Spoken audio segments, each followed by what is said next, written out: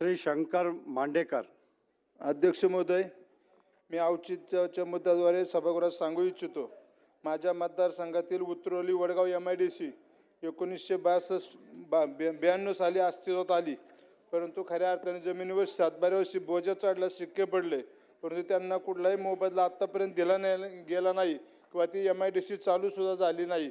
त्यामुळं खऱ्या अर्थानं त्या भागात खूप गरजेची आहे, ती झाली पाहिजे. म्हणून मधल्या काळात उपमुख्यमंत्री नामदार अजितदादा पवार यांच्या दालनामध्ये उद्योगमंत्री समेत संपूर्ण अधिकाऱ्यांना घेऊन मिटिंग घेतली, परंतु त्या ठिकाणी सूचना देण्यात आल्या आणि त्याची कारवाई करण्याची सूचना देण्यात आल्यानंतर या ठिकाणी त्याची कारवाई व्हावी आणि ती MIDC चालू व्हावी अशी माझी आपणा सभागृहाला मी विनंती करतो. कारण की त्यावर भोरमधील अनेक शेतकऱ्यातील मुलांचे भविष्य अवलंबून आहे.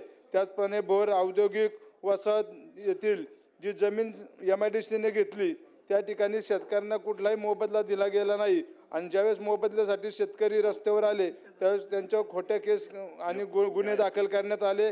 ते गुन्हे खऱ्या अर्थानं मागे घेण्यात यावेत अशी मी सभागृहाला विनंती करतो. माझ्या मान हिंजवडी येथील MIDC मोठ्या प्रमाणावर या ठिकाणी उभी राहिली, परंतु तेवढ्याच मोठ्या प्रमाणावर शिल्लक जमीनसुद्धा आज या ठिकाणी आहे आणि त्या जमिनीवर MIDCचे शिक्के असल्याने शेतकऱ्यांना कुठलाही उद्योगधंदा करायचं म्हणलं तर त्याला अडचण येते किंवा बँकेचं कर्ज घ्यायचं म्हणलं तरी या ठिकाणी ते मिळत नाही. आणि म्हणून आपणास विनंती आहे, जी MIDC ज्या जागेवर उभी राहिली ती ठीक आहे, परंतु जी शिल्लक जागा आहे त्यावरले MIDCचे शिक्के काढावेत आणि शेतकऱ्यांचा मार्ग सुकर करावा अशी या ठिकाणी सभागृहाला विनंती करतो. त्याचप्रमाणे या MIDCमध्ये स्थानिक शेतकऱ्यांना नोकरी मिळणं ही खऱ्या अर्थानं महत्त्वाची बाब आहे. कारण की उद्योगधंदे आले परंतु या ठिकाणी कुठल्याही स्थानिक मुलांना त्या ठिकाणी नोकरी मिळत नाही.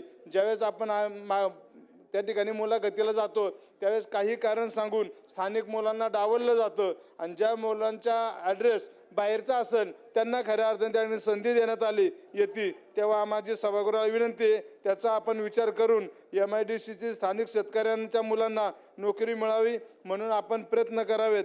त्याचप्रमाणे या ठिकाणी काही जी जमीन शिल्लक राहिली होती त्या बाबतीत शेतकऱ्यांनी थोडी आंदोलनं केली होती, परंतु ही आंदोलनं शांततेच्या मार्गाने असताना देखील शासनाने त्यांच्यावर कारवाई केली आणि अनेक वर्ष त्या ठिकाणी त्यांच्यावर गुन्हे दाखल आहेत. त्यांना चौकीचे म्हणजे कोर्टात जावं लागतं, मुंबईला पण कधी कधी जावं लागतं. तेव्हा आपली माझी सभागृहास विनंती आहे, त्याचाही विचार करून संबंधित अधिकाऱ्यांना सांगून ते गुन्हे मागे घ्यावेत अशी या ठिकाणी मी विनंती करतो.